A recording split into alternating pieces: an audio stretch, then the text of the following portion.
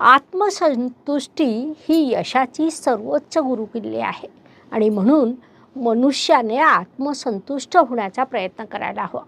अत्यंत संवेदनशील लोकांची रास म्हणून कर्क राशीची विशेष ओळख आहे. मनाचा कारक असलेला चंद्र हा तुमच्या राशीचा स्वामी आहे.